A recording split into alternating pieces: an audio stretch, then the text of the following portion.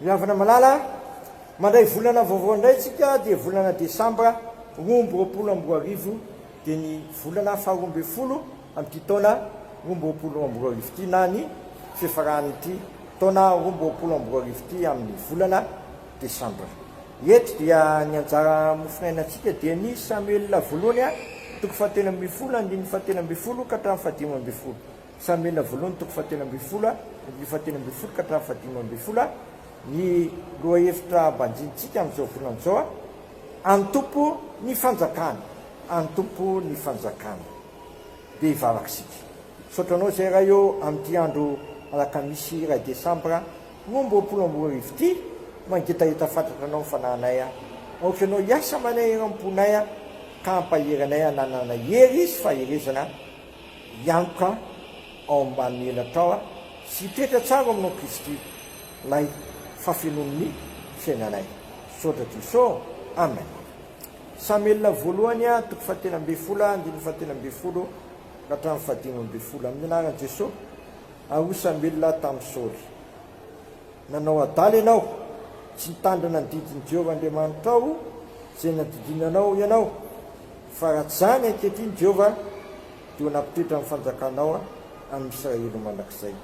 Hoy izao dia tsy ahatra ny fanjakanao, Jehovah efa nitady lehilahy ho azy araka ny fony, ary izay voatendrin'i Jehovah mpanapaka ny olony, satria tsy mitandrina izay nandidin'i Jehovah anao ianao dia nengy Samuel ka niary tany Gilgala akany Gibeon'i Benjaminy, ary Saoly nandamina ny olona izay teo aminy dia tokony hoeny zatolahy ireny. Masonao manamasina amin'ny fahamarinana ny teninao amin'ny fahamarinana. Amen.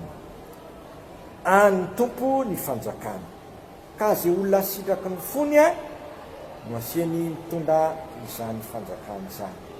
Any tompo izao rehetra izao sy izy rehetra ho aminy ka izay sitraky ny fony no asiany mitondra sy manapaka izany. Eto dia manapa-kevitra Andriamanitra fa tsy aritra ny fanjakana Saoly. Tsy aritra ny fanjakana Saoly satria ny fanjakan'Andriamanitra dia fanjakana mandrakizay, fa ny fanjakana Saoly kosa dia tsy maritra. Kofin'izany olona hafa no voatendry ho mpanapaka ny olona, tsy izany fa le olona araka ny fon'Andriamanitra. Izany hoe araka ny fon'Andriamanitra zany ny olona tsy mikatsaka afak'izay sitrapon'Andriamanitra sy ny mamaika an'Andriamanitra, izany ny hoe olona araka ny fon'Andriamanitra. Ianao koa afaka ampiton'Andriamanitra amin'ny fanjakana sy ny fahefana rehefa manaiky anao ny sitrapony ianao satria izay manohy ny sitrapon'Andriamanitra no maritra manakizay izay manana ny Kristy lay fanjakan'Andriamanitra ety ambony tany no maritra manakizay koa. Raiso Kristy dia napakaponao ny fiadanan'i Kristy, sady Kristy raha teo efa nomen'Andriamanitra ny fahefana rehetra anandanitra izay dia tany ka miteny mandiana atao mpianatro ny firenena rehetra mampianara azy ary izay nodidiko anareo ary manao fahabatisa azy amin'ny anaran'ny Ray, Zanaka ary Fanahy. Amen. Sotranao izay raha eo fa tsy hahaviranao andeha araka ny sitraponao izay, tsy hahaviranao andeha tsy araka ny sitraponao izay, fa ny tianao aminay dia izay andeha araka ny fonao.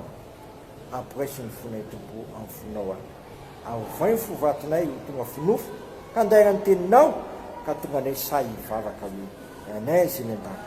Masina ny anaranao, tonga ny fanjakanao, atao anay ny sitraponao ity tany tahaka ny an-danitra. Menay ny anina sazo anay ary mamena ny ekokay tahaka ny amelanay izay midika taminay izany mitondra anay amin'ny fakapanahy fa manafanay amin'ny ratsy anao fanjakana sy mihery ary voninahitra manakizay. Amen. Tanterahany tompo amintsika ny sotroran'izao ary fiadanan'Andriamanitra izay mihoatra amin'ny fahalalana rehetra hiary fonareo sy ny hevitrareo ny Kristy Jesosy. Matoky izay miantso anareo sady izany nanefy izany voninahitra ny eo an'Andriamanitra rerany amin'ny anaran'ny Ray, Zanaka, Fanahy. Amen.